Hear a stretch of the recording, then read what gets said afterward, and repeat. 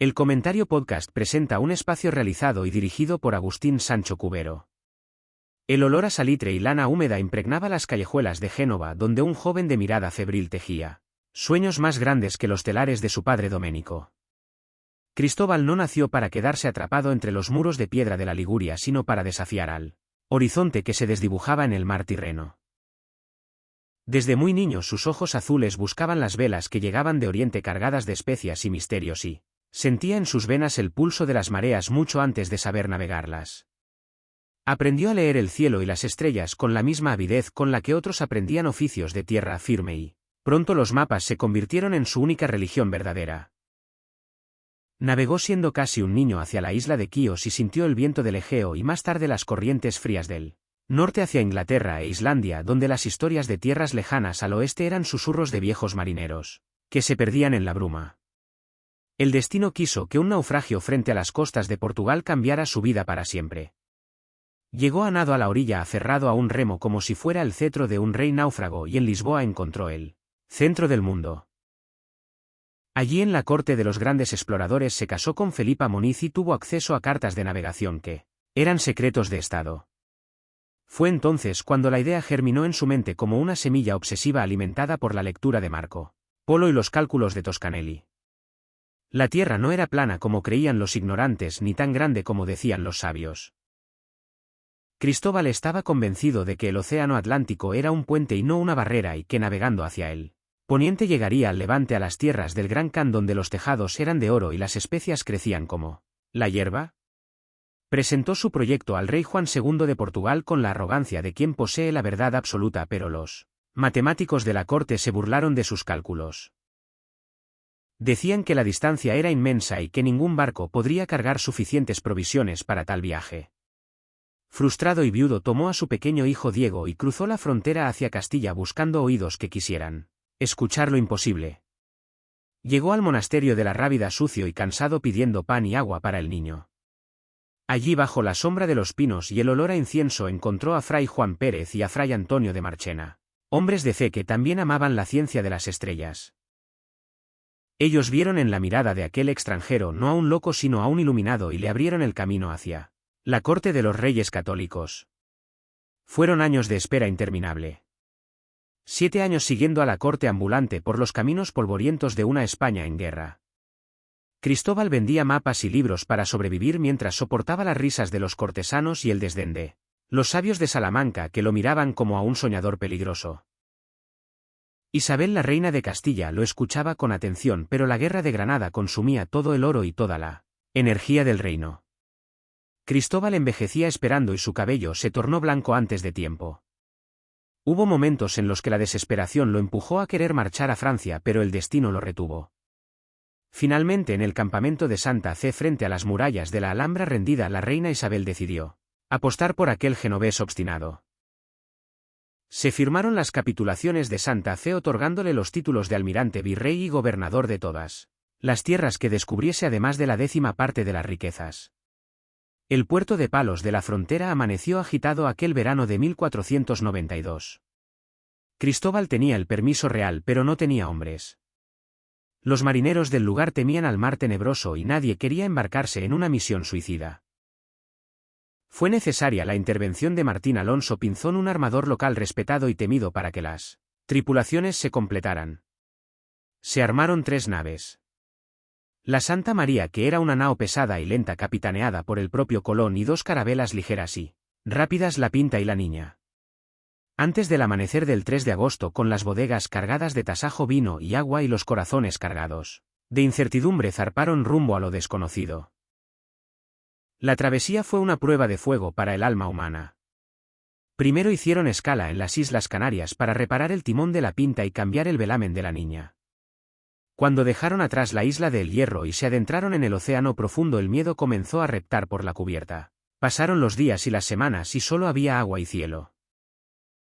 Cristóbal llevaba 2 cuentas de las leguas recorridas, una falsa para tranquilizar a la tripulación y una verdadera que guardaba para sí mismo, aunque paradójicamente la falsa resultó ser más precisa. Vieron hierbas flotando que parecían promesas de tierra, pero la tierra no aparecía.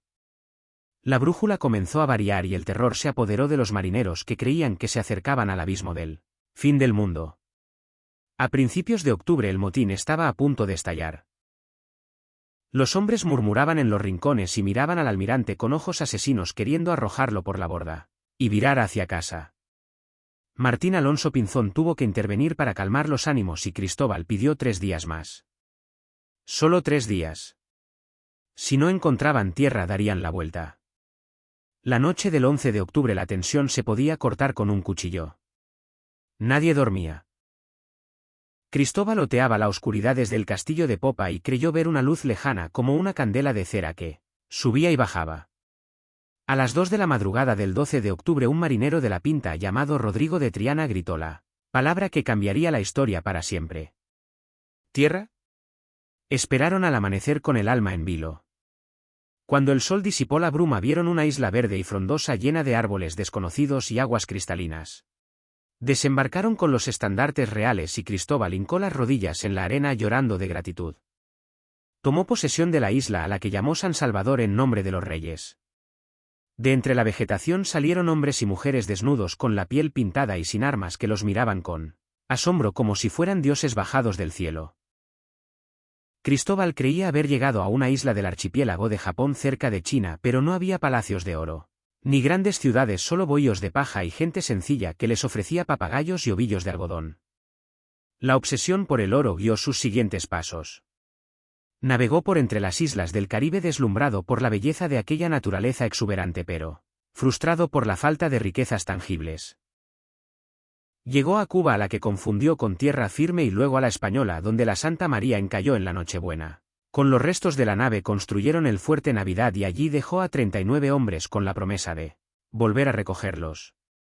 El regreso a España fue una odisea de tormentas que casi hunden las carabelas, pero la providencia lo llevó de vuelta a Lisboa y luego a Palos. Su entrada en Barcelona, donde lo esperaban los reyes, fue el cenit de su gloria. Cruzó la península con un séquito de indígenas, papagayos y extraños objetos de oro. Fernando e Isabel lo recibieron con honores y se sentó a su derecha. Era el almirante de la mar Océana, el hombre que había ensanchado el mundo. Pero la gloria es efímera y el destino de Cristóbal estaba marcado por la tragedia de su propia ambición. El segundo viaje fue una inmensa flota de 17 barcos y 1500 hombres. Ya no iban solo marineros sino hidalgos buscando fortuna, clérigos, artesanos y soldados. Pero al llegar al fuerte Navidad solo encontraron ruinas y cadáveres. Los hombres que había dejado habían abusado de los nativos y estos se habían vengado. La realidad del Nuevo Mundo se tornó áspera.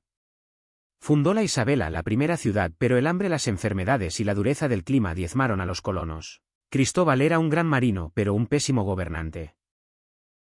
Los españoles se rebelaban contra su autoridad y la de sus hermanos Bartolomé y Diego, a quienes acusaban de tiranos extranjeros. Empezó a enviar indios como esclavos para justificar los gastos ante los reyes, lo que disgustó profundamente a la reina Isabel. Regresó a España vestido con el hábito pardo de los franciscanos, triste y enfermo, para defenderse de las acusaciones. Logró convencer a los reyes para un tercer viaje, pero su estrella se apagaba. En esta tercera travesía tocó por fin el continente sudamericano en la desembocadura del río Orinoco y al ver la inmensa cantidad de agua dulce comprendió que aquello no era una isla sino una tierra infinita, otro mundo. Sin embargo, al volver a la Española encontró la colonia en plena guerra civil. Los colonos se habían alzado. Para calmar la situación tuvo que ceder y repartir indios entre los españoles, iniciando el sistema de encomiendas que tanta sangre costaría. Las noticias del caos llegaron a oídos de los reyes, que enviaron a un juez pesquisidor, Francisco de Bobadilla. Este, al llegar, no tuvo piedad. Arrestó a Cristóbal y a sus hermanos, les puso grilletes y los encerró en una mazmorra. El hombre que había regalado un mundo a Castilla fue devuelto a España encadenado como un criminal vulgar. Durante la travesía el capitán del barco quiso quitarle los hierros por respeto, pero Cristóbal se negó. Quería llegar así ante la reina para que viera cómo le pagaban sus servicios. Isabel se conmovió al verlo y ordenó su liberación, pero algo se había roto para siempre. Ya nunca recuperaría sus privilegios políticos. A pesar de la vejez y la artritis que le deformaba los huesos, Cristóbal suplicó un último viaje. Quería encontrar el paso hacia el Océano Índico, quería demostrar que tenía razón. Los reyes accedieron, pero le prohibieron pisar la Española. Con 4 carabelas viejas y carcomidas partió en 1502 hacia su última aventura. Fue un viaje de pesadilla. Recorrió la costa de Centroamérica sufriendo huracanes terribles que destrozaron sus naves. En Panamá escuchó rumores de un gran mar al otro lado de las montañas, pero no pudo llegar. Terminó naufragando en la isla de Jamaica, donde sus barcos quedaron inservibles varados en la arena. Allí pasó un año entero aislado del mundo, rodeado de nativos hostiles y con una tripulación al borde del motín. Envió a un hombre de confianza, Diego Méndez, en una canoa indígena a cruzar el mar abierto hasta la Española, para pedir auxilio, una hazaña suicida que logró de milagro. Mientras esperaba el rescate, Cristóbal usó sus conocimientos astronómicos para predecir un eclipse de luna y asustar a los nativos para que les dieran comida. Finalmente fue rescatado, viejo, cansado y medio ciego. Regresó a España en 1504, pocos días antes de que muriera su protectora, la reina Isabel. Sin la reina, Cristóbal quedó a merced del rey Fernando, que nunca lo había amado y que regateaba cada maravedí de lo prometido en las capitulaciones. El almirante pasó sus últimos días siguiendo a la corte de una ciudad a otra, reclamando sus derechos, sus títulos y sus rentas, montado en una mula a pesar de sus dolores. Se sentía estafado y solo. Redactó su testamento con meticulosidad obsesiva, preocupado por el legado de sus hijos y por la salvación de su alma. La muerte lo encontró en Valladolid un 20 de mayo de 1506. Murió en una casa modesta, rodeado de pocos fieles y de sus hijos. Sus últimas palabras fueron encomendar su espíritu a las manos del Creador.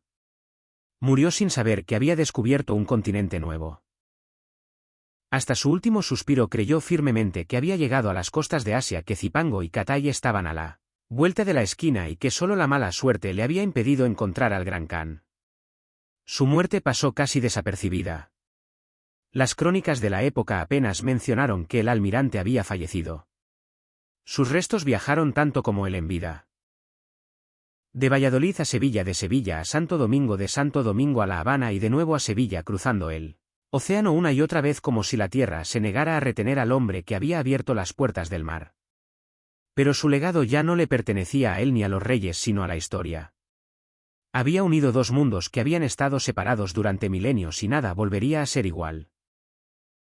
El tejido del mundo se había rasgado y vuelto a coser con las velas de sus naves, y aunque murió pensando que había fracasado en encontrar las especias, había encontrado algo mucho más vasto y complejo, una humanidad nueva y una geografía que redibujaría todos los mapas.